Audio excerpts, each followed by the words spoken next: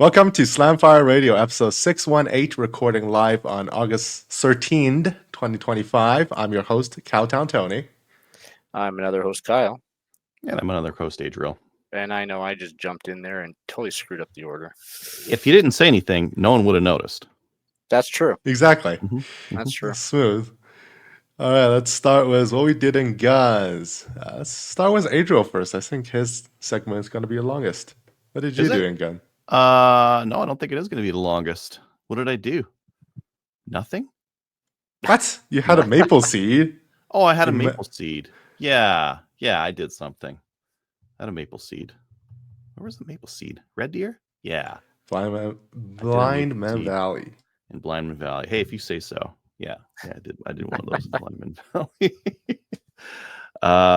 Yeah, it was good. Full bunch of people and great location. This weekend coming up, I've got a PAL. Our PAL's completely sold out, and I got 3 people trying to get in, so I'm trying to find another instructor to see if someone would be willing to teach with me. And then what else? One of our listeners, so when we were doing the toolkit and gun tools and that kind of thing to bring along, one of our listeners had posted about the miniature like cleaning kit, and then they posted like their little toolkit. And well, the other night I was into the wine, and I was like, you know what, I deserve one of those things, so I ordered it, the Weira Tool Check Plus. It's got like a bunch of the. I actually got it for motorbiking, so I got a metric one where it's got all metric along the top there for the sockets, and it's got the wrong choice. Crap load of bits. I've got. You know what? If I need to swap around for Imperial, I've got Imperial of these as well. It's primarily I wanted like the form factor of being able to fit screwdriver, ratchet, and it a is bunch of very small, very compact. Very well. I mean, like really small. You want to like look at this this screwdriver for handle, for example. I'll just grab, I don't know, like a regular screwdriver. It's pretty small. It's pretty small in diameter and that kind of thing. But that's good. I wanted something small to fit in a motorbike. I was also taking a look at my side bags and that kind of thing and seeing what I need to fit in there. I have a couple of shotguns that'll fit in there. I think I'm going to take my short barrel folding 12 gauge and stick it in there, because the last day we're going to be out there, grouse is going to be legal. So might shotgun some grouse. And you know, it's always nice to have bear spray. What would you call it? Kinetic bear spray? Kinetic bear spray around? Sure, that works. That's terminology for that. I'm trying to think if I've ordered anything gun related recently. I don't think so. I still have a bunch of videos that my editors have to get to, but it's summer break and they're lazy. So we'll see. Somehow they're gonna get better in the school year. That seems difficult. I don't know. We'll see. One of them's not in school anymore. They're in university, so still school. We'll see. Yeah. The struggle continues. I think that's about it for me. I don't think I did too much in gun stuff. No, I don't think so. Do you see an uptick in PAL students at the beginning of or in the prep phase of hunting time? No, not really. I see a pretty consistent demand. Like summer's a little bit slower usually, but in the spring we get lots of people looking for their firearms license. Not so much in the fall. Maybe they think ahead a little bit better and get their license beforehand. But yeah, it's busy. The pals are busy. The RPAL's less so, but I still have people signing up for those. Always surprised. Yeah, Kyle, what about you? Well, I was up at Rocky Mountain 3 Gun. Didn't get to shoot because work got in the way, but still went up there and RO'd, and it was. I was saying last week that it was gonna suck, but it was still fun. I mean, it's a match, lots of good shooters, it's good people, so it was still a fun time. I got, as per usual, put on the gully run, the pistol gully run. So that was fun, running after. Well, there's 194 shooters through the weekend up this gully hunting for targets. So another interesting thing with our stage, we had a little fun side stage thing where we they were supplied a MP5. They were given 5 rounds, 1 pole, see how many plates on a dueling tree they could get over. Is it a select fire or is it not a select fire? It was select fire. It was select fire. Okay. Oh yeah. 5 rounds of select fire though. That doesn't seem like enough. Well, surprisingly, the most we saw there was 3 people who got 4 plates over. And like it was if you got 2 or more, you were entered for a draw. And I want to say about 30% of the shooters got at least 2 plates over. But it was funny because people like, oh, you only have to get 2? Yeah, only 2. That's it. I just think maybe people don't shoot select fire guns in real world that much, and you won't have the feel for it to like follow it up. No, it was a good challenge, and it was fun. And yeah, like we were putting 18,000 steps a day on, so that was fun. As always, good times with people. We actually got Crystal and I, like we both didn't shoot, and we actually got to walk the table at the very end. So actually, both of us pulled $200 gift certificates for Hunters HD. So we'll be at some point here ordering some glasses to try out. And while we were there, I got talking with Blake Pessimetic. I don't know, for those who don't know, Mark Pessimetic kind of got out of the game and basically gave Carbon Arms over to his son. So now Blake is working on gearing that up, both stretch 16 barrels and kinetic arms, so shell caddies. And we were talking, and he happened to have some with him, and I picked up Crystal a nice purple set of shell caddies.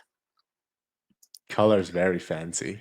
Yeah, and a bunch of us were trying to talk him into doing these types of colors and all sorts of different colors for everything, including the barrels. So hopefully we had some sway there, and he will be looking at doing that kind of thing in the future. He's just kind of getting stuff back off the ground, getting some advertisement going and figuring out how he's actually going to do stuff. So I think he's going to do good with it though.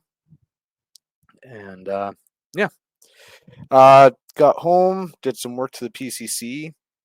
I found a thing where they were making leather wraps for the handguard net, and I figured, hey, I can do that. So sat down, molded, and made a leather wrap for the handguard. That looks neat. Is it slippery though? No, actually, it's not that slippery. And then I got the lacing on the bottom to help as well. Mm-hmm. So if it does it hold heat in? I think it will hold a little bit of heat in, but on the same token, this got pretty hot after a run, so it's going to also shield my hand from some heat as well. And then I'm just actually molding it right now. I'm going to put a piece on the buttstock for kind of like a little bit of a cheek pad. Neat. So yeah, hopefully get this to the range tomorrow sometime, and test out the ammo, because the new PCC ammo showed up, and I got the buffer springs to test out. So hopefully I can get this dialed in where I like it tomorrow, because we got a match on Saturday, so I'll be able to test it in match conditions, because I would really like to have that dialed in. Is that me or is that's Kyle? I think we have lost Kyle. Nope, that is me. So I guess I should have started off. I am on my PO because my internet is out. So I am testing the Starlink Mini in 100-degree sun. So there is a little bit of performance degradation because it has been sitting out there for a couple hours while I worked as well. So only in the US of A you can hold your PCC on your patio and no one's gonna say anything. Yeah. I always thought about it, like if I go clean my SKS in my yard, is people gonna freak the F out? I bet you if you do it in the backyard, probably not necessarily. I have nobody here. So like, yeah, there you could see maybe a couple houses through some trees and that, but it's not like it's traffic going by here. So so yeah, it's not like I'm sitting downtown just handling my firearm. But that's pretty much it for me. Just get this PCC dialed in, and hopefully, and then I can put down a good performance at sectionals. So, Tony, how about you?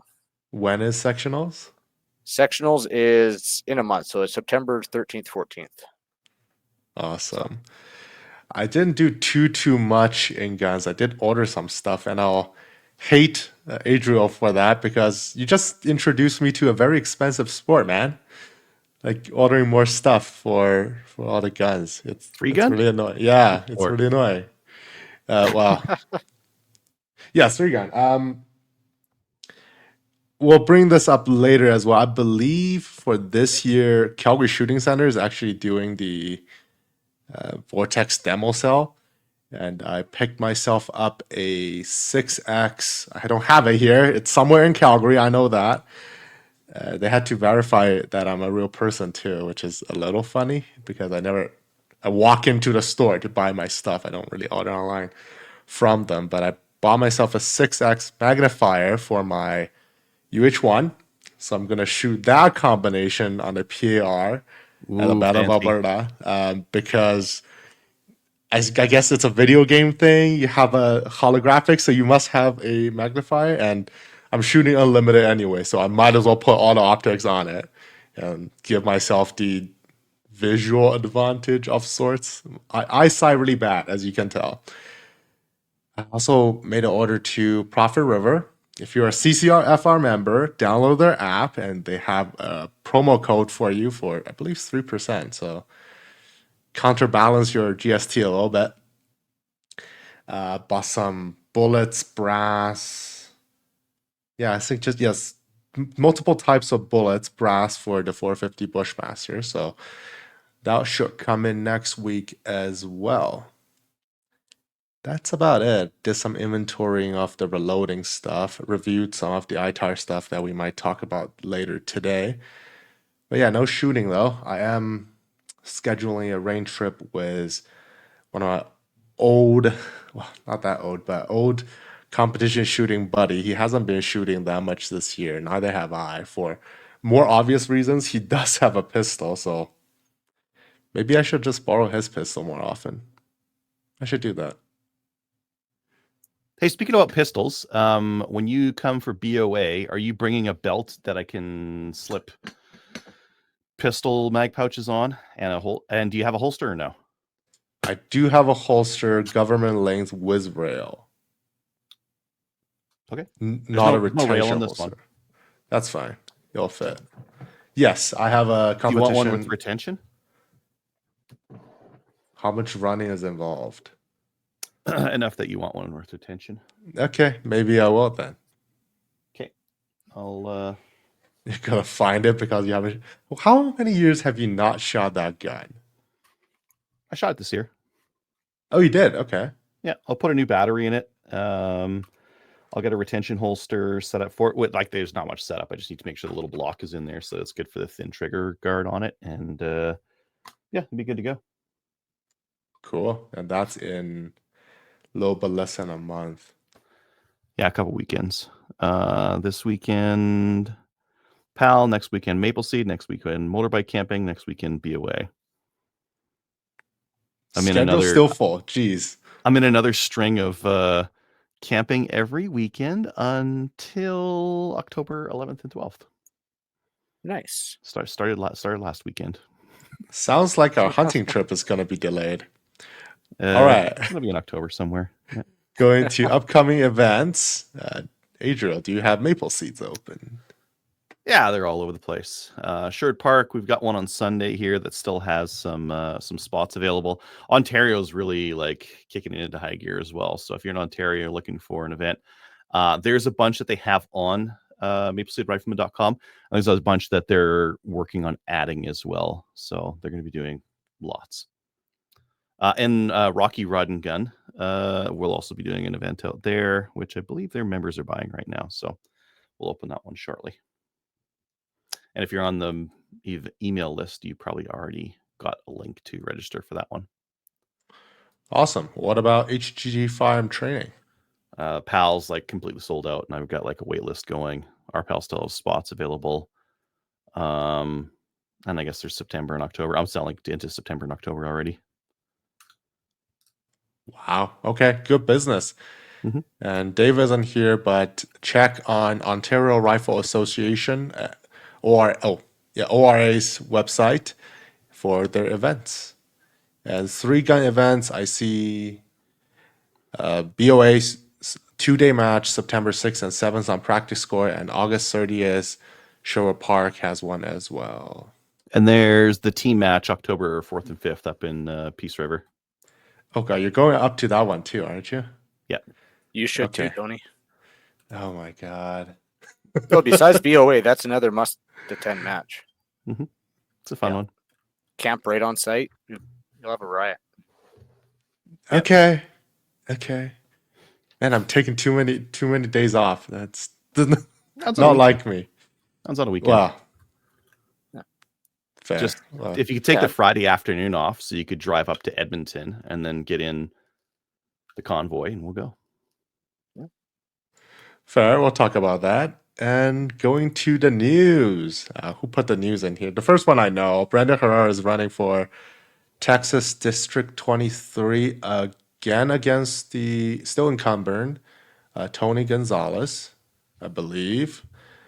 And he got really close last time, so Yeah. we're hoping. He is, I believe, taking a pay cut for this job, but he sees it as public service, which is pretty cool, I think. Mhm. What's the one on Reddit? Is it the FGC? Here, I'll just share a screen. the hell? The FGC 9 got an FRT of restricted. If you don't know what that is. Wait. Uh-huh. That's It's a 3D what's printed the gun. Yeah, that's a 3D printed gun. It's called the frickin' Gun Control 9. I thought You can't make one of these, but a manufacturer might be able to. Shout out Tristan from SBI. Do something about it. I don't know. I already messaged him. I'm like, hey, what about this? He's like, What? Interesting. How? Mhm. How? Doesn't Of all things, how is a 3D printed PCC the freaking only PCC allowed in this country? Like, what has happened? It's not a variant of anything else. It's not a variant. Right? It's not an AR variant. What? Mhm. Okay. Indeed. Yeah. I'm trying to think, is there no other PCC that's not a variant of it? FX9 is not considered as a variant of anything else before. What did the Caltech reason, isn't. What the reason they put for the FX9? No They probably idea. said it's an AR variant. Yeah. Did they say the Caltech Sub 2000 is an AR variant? That's definitely not. I have no idea.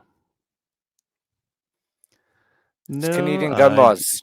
The part that makes sense is that it doesn't make sense. It's in the footnotes. I also want to know who submitted it. Someone submitted it as a joke, and then it's like, wait a minute, what? Okay, well, IPSC PCC might be back on the menu now. That's no, because the problem is it's a 3D printed. Like, do you want to be the manufacturer for that? Someone will wear it out day 2, and then you're gonna have to perform like warranty on it. We need to make a FGC 9 Mark III where it's a chassis gun, so you have your trigger chassis in there, and then just ask the user to keep printing the frame. It's fine. Like, we'll give you the file. Just, that's not the firearm because the metal piece is the firearm. And just keep printing the whole thing. Yeah. Like, I have 10 spare frames in my bag for my rain trip. And 1 frame per stage. 1 frame per stage. That's all you get. Yeah. If that's possible, I'm down with it. Oh man. That is the funniest thing ever. But okay. Cool. There's more information coming out of the P320 discharge case in the Air Force, particularly, which we it's covered not this one captured like 2 weeks on. ago. video. Right. So there's a arrest made after the shooting death. At the time, this was the one where the guy had claimed he pulled his gun out of the holster, put it on the table, and it went off and shot him, and no one else was involved. And now they're charging someone else. Yeah, with involuntary manslaughter. Someone else, which is like I said, there had to have been something else to that story. Yeah, because it wasn't like most of the police office story where there's usually a camera pointing there. Yeah. Like if you unholster your firearm, why would you like point it at yourself and set it down that way? Well, because he was using these QLS forks, right? So when you push on these, you can take the gun and holster out, and you can leave this part behind. So you've got your gun in the holster, and you put it down. It's still safe in the holster, right? Supposedly safe in the holster. Right, but you will still pull it off, and like your barrel will be pointing away from you when you set it down. I'm just thinking that's more natural of a movement. Sure, but like it's in a holster, it's safe. That's the mindset, right? Now that's true. From this charge, none of this happened. Something else happened. Someone else touched that gun, pulled the gun out, did something that they shouldn't have done. Maybe they pulled it out and touched a trigger or something like that, and then they're just like, "Oh, is your gun unloaded?" Oh, no, it's not. Like, who knows? Something like that, though. Yeah. So more story to follow on this for sure. It's just I found it a little interesting that the initial report made everyone think it was a self-inflicted wound, but it doesn't appear to be. Mm-hmm. And I have a special mention for CTV. If you go on their YouTube channel, they did a special little episode about hunting in Saskatchewan. Which like CTV Saskatchewan. Yeah, which is kind of interesting. They also did a coverage on IPSC Nationals in Alberta. So I just give a shout out to CTV for doing pretty interesting stuff, covering more of our sports, either from a competition shooting scene or from a hunting scene. This is really good to see. Cool. And we'll move to new gun stuff. The first one is I think Crusader Arms did it, right? The P&D. There's what the inside of it looks like. Somehow I'm not very against it, but Adriel have thoughts. I'm against it. I don't like clamshell on plastic makes sense, but is like really cheap. Clamshell on aluminum. Oh my god. It's not a variant of anything. It's great. It isn't. For now. It's not for now. But the shape is a little too. It's very AR-ish, yeah, the shape. But yeah, I vomited a little bit in my mouth when I saw these photos. This looks bad. I want to know. It looks like a pain in the ass to reassemble. Like you look at the trigger group here, which are components. I would agree with that. That thing needs a cassette trigger. Like this is kind of ridiculous. Because it would be under tension as you're trying to put it back together, and then your pins have to line up. But the thing, like, it's inaccessible. So, because like you can't access it from the top because it's all one piece. So it just looks like a complete pain. The trigger design is very, very awkward for this particular thing. I think they should have just throw a trigger tack in it, call it a day. That would have made it a little bit more forgivable. Also, like the grip and safety detents have to go weird places. It's a little wonky. Mm-hmm. Yeah, go see the picture. I think on CGN or on Reddit, they both have it. Yeah, I'm less interested in these now. Actually, I'm not interested in these at all. No. I just want to know like how well the mag retention would be. Like, if you keep shooting and then the screw is gonna start to back out, and then do you just not retain the mag anymore? Or things start hitting on the inside, like yeah. I say like mag retention's probably not my major concern with that. The barrel and the BCG contains the pressure. It's fine. Okay, the barrel and the BCG, but the barrel and the front of the receiver is only held on by like half the amount. The other half is over here. That is true. Where does the barrel not go? Fair assessment. I think that's the answer. proprietary barrel net? I don't know. Yeah, I don't know. I'm no longer interested in playing with this toy. All right, Adriel, can you pull up the other links as well from CGN? The Vortex demo model sale of 2025 has started, and this time it's not at Prophet River. It is at the Calgary Shooting Center. Some stuff still available. I think most of the hottest stuff is already gone by now. I think it started yesterday. How do you click? Go up. There is a link to the live inventory here. Oh, here. Yep. Let's see. They got a Huey for $750. It's not Crossfire bad. Crossfire. Very cheap crossfires. Oh, there's a Defender for $250. That's decent for a red dot, grade B. Diamondback. 12 is a little bit too much. I don't really like 12 for binos, or for like an 8 or 10 at most. 12 is a bit much to be like handheld. Lean against a tree, you'll be okay. Yeah, but what happens if there's no tree? Use a fence post. I guess. Just got to carry around a fence post and a tree with yourself. But don't you have a shooting stick everywhere you go? Yeah, those are decent. These sparks here. I'm gonna use a shooting stick for my gun, not my binos. Spitfire 3, 227, not bad. Spitfire HD 3X, that's pretty good. Yeah, the 5X as well. Yeah, cool. Yeah, not bad deals. Check them out. Calgary Shooting Center, I think it's CSC. Search for CSC on Google. C73 is coming in, hey?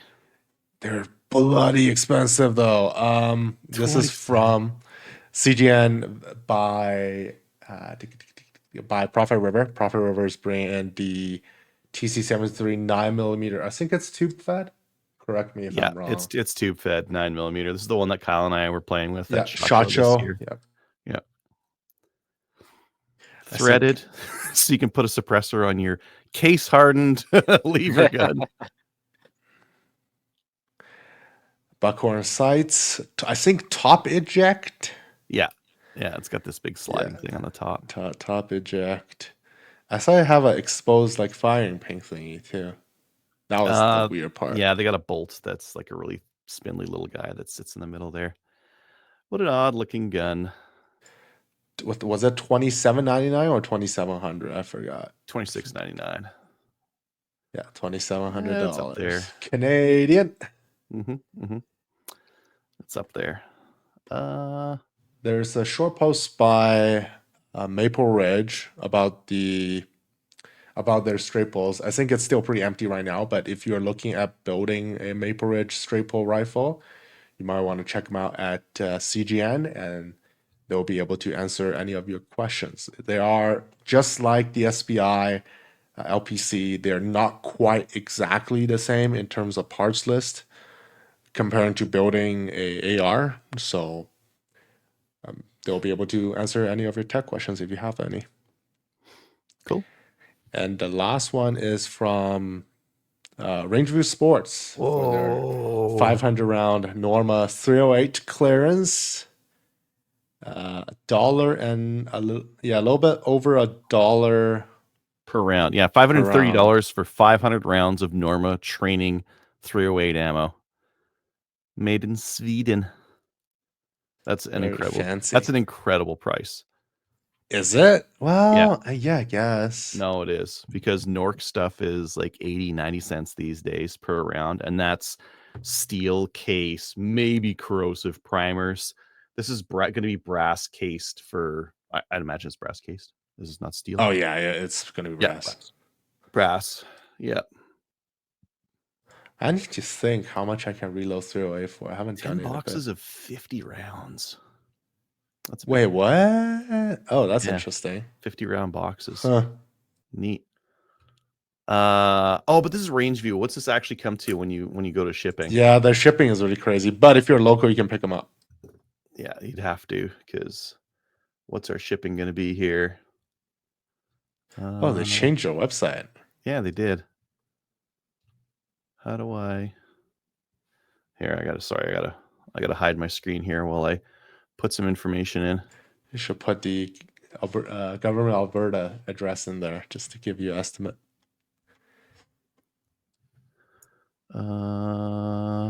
Where's... Okay, I guess we have to fill that in.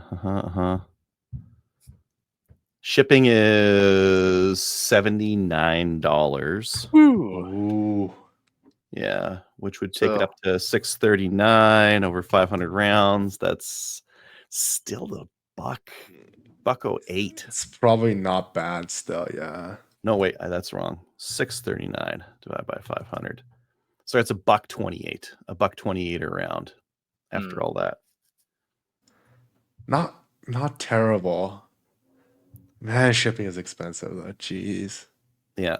Yeah, if you're local to Rangeview Sports, definitely take a look at that because that's a really good price. For sure. All right, that's all the new gun stuff we have for this week. Let's go to the main topic, which I've been talking about for quite a bit. I'm going to talk about what was ITAR, but I have a collection of notes for the legality of bringing things from the US to Canada. And I would like to share these notes. I'm not a lawyer. Please have your lawyer double confirm everything you're about to do, as it can be either a felony or a criminal offense in Canada. All right, so let me share my screen because I do have quite a few links. I'll post all the links onto our Discord so everyone can refer to them and do additional research on those topics. Share screen.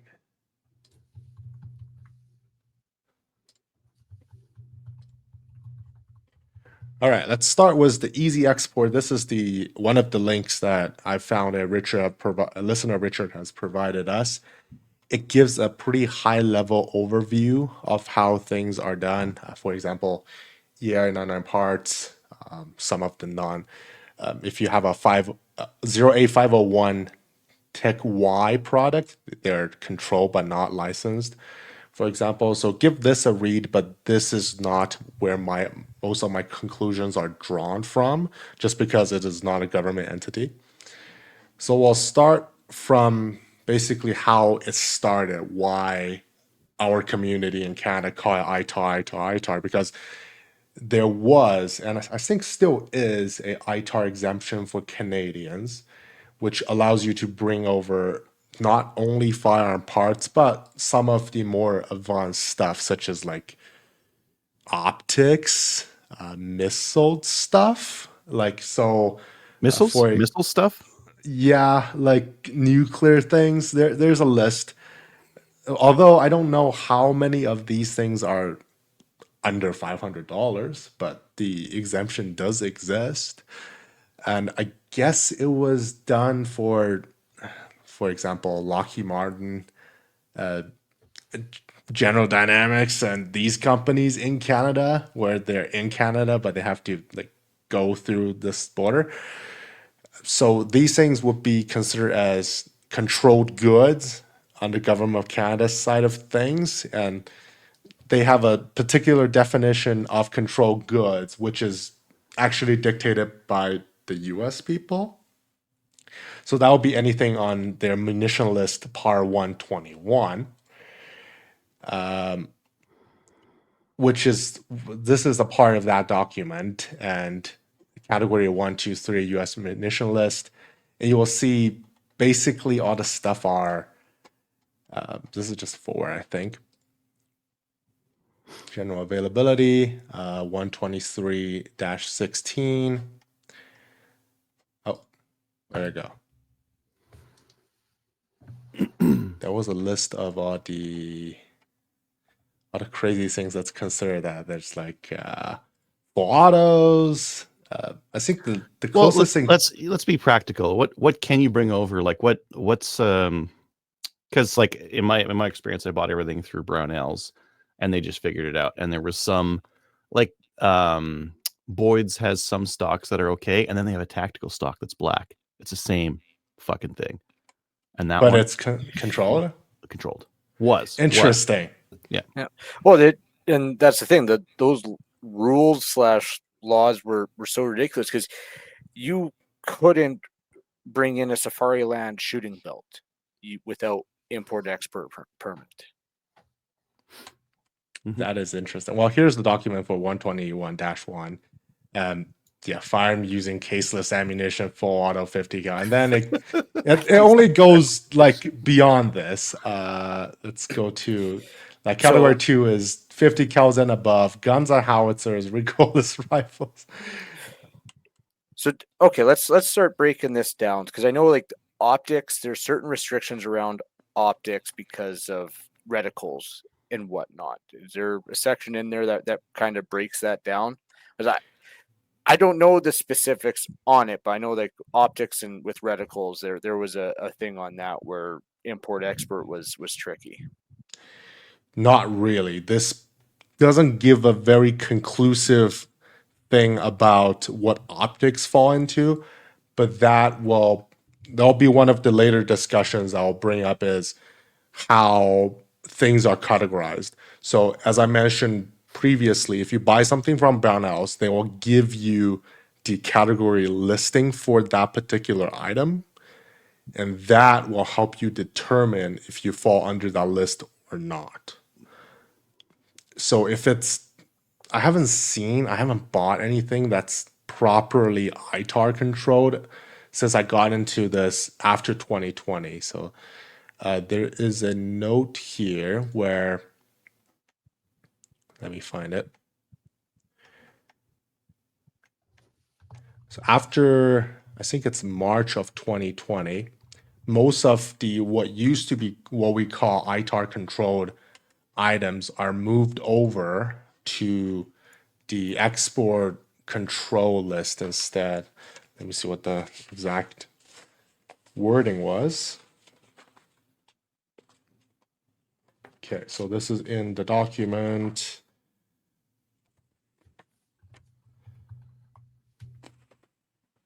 A revision of firearm license requirements, a rule by the Industry and Security Bureau on April 30th, 2024. Firearms and related items has been controlled in a current structure by the Commerce Department, Commerce under EAR since March 9th, 2020. When jurisdiction over certain item firearms and related items will transfer from the U.S. State Department's United States munition list, the one we just looked at, to the Commerce Control List, which is what it is now. So the Canadian exemption under what defense and controlled goods doesn't really apply to us sport shooters or hunters anymore. So I want to point this out to lead into the discussion. Like, this is why it was mentioned as ITAR before, and that's how it was relevant at the time and how it is irrelevant now, so to speak. Again, I'll attach all of this if you're interested in looking at the Canadian exemptions for like temporary. This is more like military related things.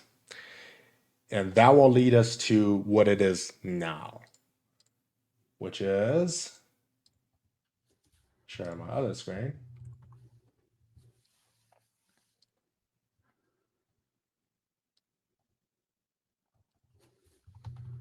Which is this. This is the Commerce Control List, supplement number 1 to part 774. And in category 0, it's pretty broad. It says nuclear material facility and equipment, and miscellaneous items includes everything. Oh, crap. I know, it's kind of so depressed now. Oh, because we can't have nuclear materials and equipment. So the large category you want to look at is the 0A 501 firearms category, and then shotgun would be in 502. I didn't do a lot of research on shotguns, but I believe most of the things apply. But do your own homework as well. First is the licensing requirement, and there's reason for control. There's a attachment list supplement to it. a commerce control list overview and country chart. So there's the reason of control. There's biological, chemical weapons, nuclear, national security, missile technology, regional stability, firearm conventions, crime control, anti-terrorism, lots of things. Basically, for us, you want to look at Canada. And Canada is only under CB1, which is the list, and FC1, which for us, it doesn't apply. So you don't need a license to export 0A501.Y parts, which is a select part of firearms. I've seen some stock parts that I order from Brownells having that code, but they did the export on that one, so I'm not too sure on that. But from what I understand, since this is license exempt, it wouldn't go into your what we always know for the $500, $500 limit on this. And then you go to a list-based license exemption, which is where your LVS, limited value shipment, applies. That is your code for your exemption, and your entire shipment has to be under $500. There's a specific ruling about you cannot split orders. For example, if you have 3 friends traveling together, you cannot make a Brownells order for $1,500 and go across the border like that. That's technically not okay, from what I understand. And it will give you $500 for 501 C, D, and X. That is for any destination that is not on the ban list. Or you have the .E as well if your destination is Canada. So that gives you a little bit more leeway. And if you go down the list, it tells you what they are. So for example, CDEX. So C is the parts and components designed for a commodity controlled For example, barrel cylinders, barrel extensions, mounting blocks, trunnions, bolt, most of your parts and components. And some of the fire control groups, like your triggers, have a special designation on them. And D includes detachable magazine of 10 to 50 rounds. So D60 would be kind of a gray thing. I personally, I wouldn't try it. But I found it funny, it's 17 to 50. So like what does a 10 round magazine count for? I'm not too sure. There's a note. Was a capacity of 16 or less is controlled as 501.x. So there you go. And what is .x? It tells you that too. If you're ordering from Brownells, you don't have to do a lot of this because they give you the 501 code for it. So then you would know maybe you need to return a few things that's not on this list that you can't bring over. But basically, this is the master document you need to refer to have the $500 exemption on your commerce control list export. It doesn't mention how you can transport it. So bringing it over seems to be fine, and you should be able to ship them too. But that's not a guarantee. And then there, like I posted a link in the chat there.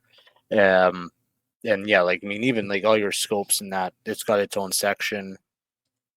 Telescopic sights, holographic sights, reflex or red dot sights, reticle sights, or other sighting devices that contain optical elements, laser aiming devices, or laser illuminators. So I mean, it's covering all that. Good. And this is the section for export clearance requirements. So do you need to do what they call electronic export information filing through the AES? If your export requires a license, you automatically have to do this. But because you're exempt, then you don't have to do this unless you have these situations. Again, 600 series is like serious military equipment and stuff.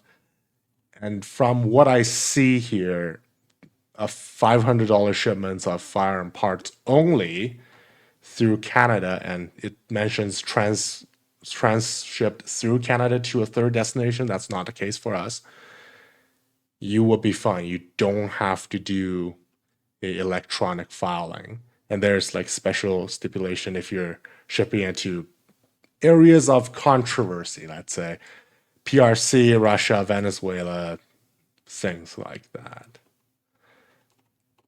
So that's a general overview of how the bring firearm components through from the US to Canada. Well, the thing is, like you were mentioning, like going to a third country. It doesn't matter for the $500 exemption or your import export. When you file for that, they're going to make sure that you can't sell it or move it to a third party country when you do that. I'm thinking there Otherwise, might be ways, but if you answer yes, I think that you have a whole other massive import export to deal with. Yeah, for sure. It's this document is not quite designed for an end user to use. Just know it's a possibility. This is more for like again, like the title of it, nuclear materials facility and equipment. Like it's it's a very broad, all-encompassing document that's really designed for more serious stuff, but it's just because firearm is kind of in that category and they have to push everything kind of towards this. But most stuff are off ITAR now, so that's kind of a benefit. I don't know if we have any Australian viewers out there. Back in a day, were you, Australians I'm talking about, able to bring things across under ITAR? Because I believe that exemption was pretty exclusive to Canada, and now this is, in a sense, broader.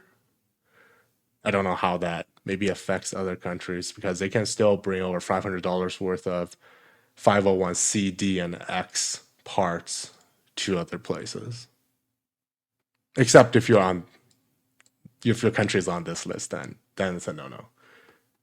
Different issue.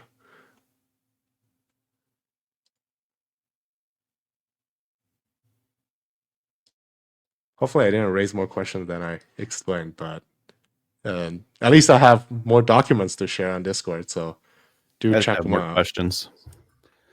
So, just like give it to me easy. What can you bring over the border as a Canadian, or what can you order from the States with no extra hassle? Like directly from the States? Yeah. Anything that's under 501c, D, E, and X. What's that mean? Ask Brownells; they will tell you. Oh, that was the case before. True, but you can have. If you're going to the States, you can have, for example, Kyle receive your Brownells order, and you can bring it across without paying Brownells for shipping. So that's a benefit. Mm-hmm. Indeed.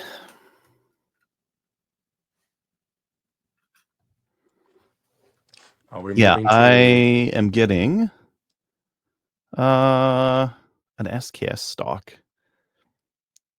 What kind of SKS stock? A folding. Does it look like a Mini 30? Is that the one or no? Yeah, that's the one. Well, that also brings up, like, these documents, that's what you can export out of the States. You still got to look at what Canada is going to let in. So Canada actually doesn't have. That's correct, but Canada doesn't actually have that much requirements. If you go search on Canada Border Control, they mentions that you can have any parts. They actually mentions parts does not require a license, which is kind of crazy to me. But basically, 30-round mags, suppressors. Well, I'm thinking those are just prohibited devices, but different issue. I can't bring those in. Well, handguns you cannot do it on this list anyway because any serialized part will be on a different category. Can't bring serialized part across, but I think through the E exemption, you can under E, it's receiver frames and complete breech mechanism, including casting, forging, stamping, and machine items thereof, specially designed for a commodity controlled by the paragraph A and B of this entry, which is basically a semi-auto or non-automatic firearm. So you can bring a set of receivers over, which I found is also a little crazy. You just can't bring full guns. But I thought in the receiver's the US, serialized part. right? That's what I'm thinking too. The company's not going to sell you a serialized part. Like that's got to go through. Even like down here, like FFL is not going to sell you that unless you can go through background check or you have your concealed carry, whatever that state's laws is. Like, as a serialized part, no company's going to sell it to you and just Right, but walk across the border with it. I can fly to New Mexico and buy one, and you go across the border with it. That I don't know that I'm not sure. But and that's where Canada and the US are aligned. The serialized part is the firearm. That's what I thought too. But maybe it's talking only the upper. Well, that's prohibited in Canada, but yeah, that too. Could be upper receiver. It could be the frame for like a 320 because fire control group. So there are true. ones that could fall in there, but so as I mentioned, it's not the clearest documents ever, but we're given what we have. So I'm pretty sure most serialized parts, at least full firearms, you are required to go through the whole filing process, and you need a license for that. So that's a whole different discussion. This is more for what my imagined use case would be. I have parts in the States I either bought or online ordered to send to a valid address.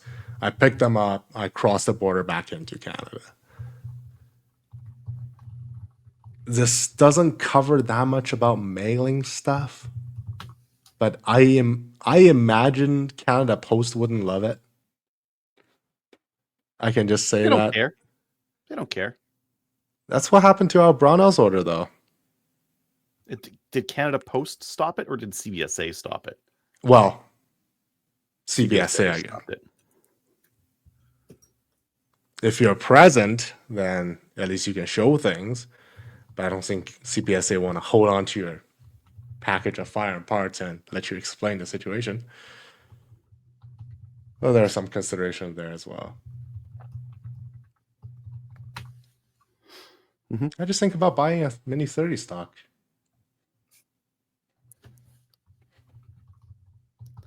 Who made that? Oh, Hush Holsters. And they're company? Okay. Here, 1 second. I think we showed it one time. Let me just open that up, and I'll show you guys. And they're sending it to me for review. Ooh, this dealie. Do you have to chop anything? No, I think it's the full stock. So like wood, you get a wood one. It's like that. Cool. It's very fancy. Yeah, I think it's kind of neat. Cool. We'll see you running 3 guns with SKS soon then. No, I'm running the M1 Grand until they ban it. And then I'll be running the 22 because the SKS is going to get banned at the same time. Oh, unless if I run out of 308, then maybe I'll use the SKS. Oh, then you should buy some Norma. That's expensive. It's a lot to have on hand just to have it get banned. I have enough in Orc. I have a lot of 308. I don't think I need any more right now. 3 of those are 308. 3 of those big 50 cal cans. So I think I'm good for now. He's flush on COA. Good. Mm-hmm. Going to listener feedback. Do we have an email? No. Okay. I'll do the YouTube comments then. We have 2 from M485 and 2 from Eddie. Dustin, do you mean after the Indy you didn't hear the God damn it, Archer? What? There's is a a joke I've never adult heard. cartoon Archer, and it is absolutely hilarious. Okay. All right. Recommend that for homework. Okay. The second comment from M40A5 is, all right, someone mentioned no TSA approved lock, so I don't have to. Well, glad you guys appreciate my totally not immature humor. From the week before, the 3-inch comment. Okay, cool. Fly right over. Not gonna understand. All right, going to Eddie. Dustin, regarding appendix carry to P320, if properly done, it would not be pointed at your junk. CCW instructors on YouTube have explained that properly adjusted holster use spacers to point it away from your body.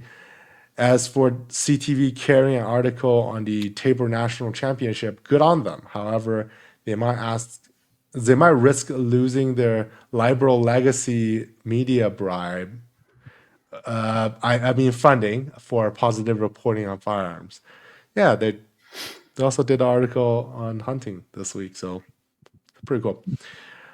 And last comment from Eddie, I have to agree that traveling by air with firearms in Canada is a pain. Going through Montreal over a decade ago, I had a young female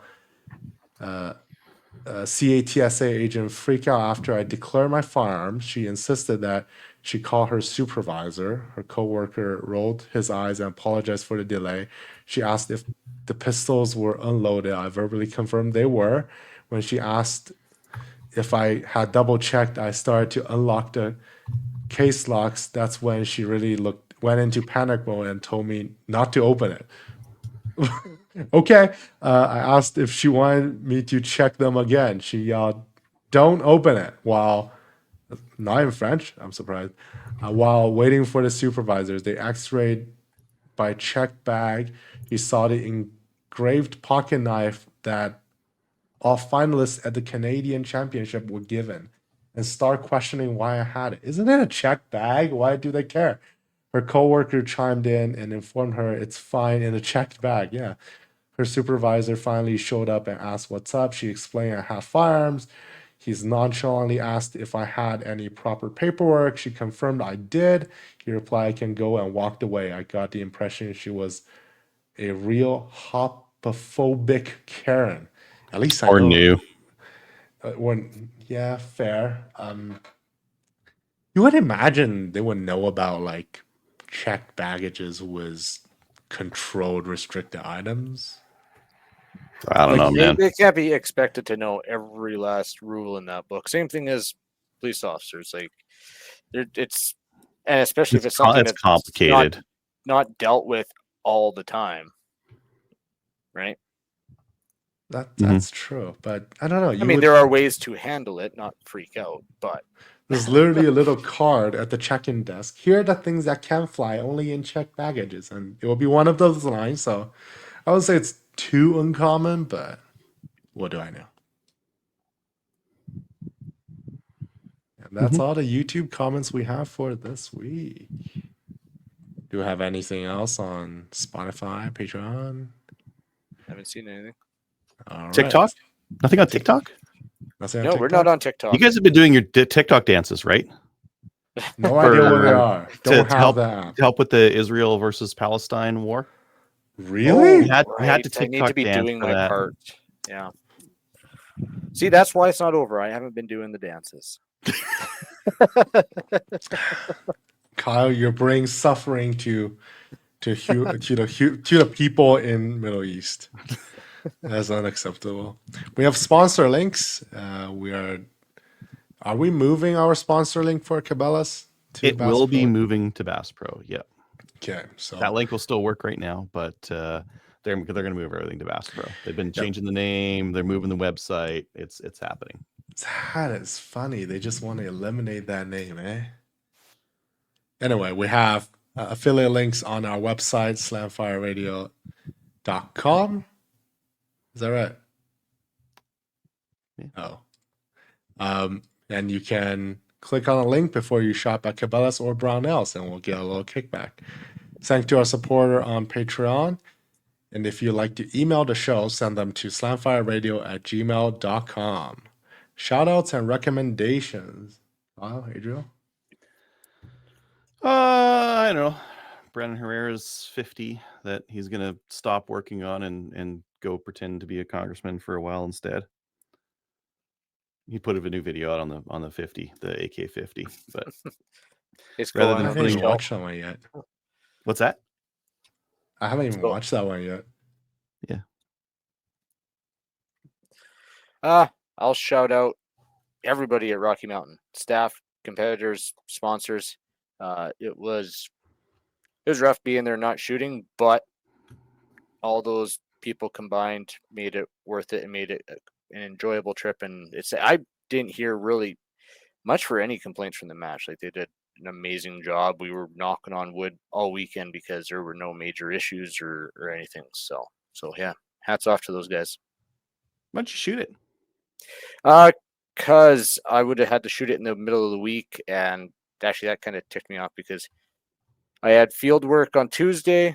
I was in the office, which I was planning on doing just up in the cabin, but then I had to be at someplace in person on Thursday for a meetup, and found out Wednesday night that got canceled.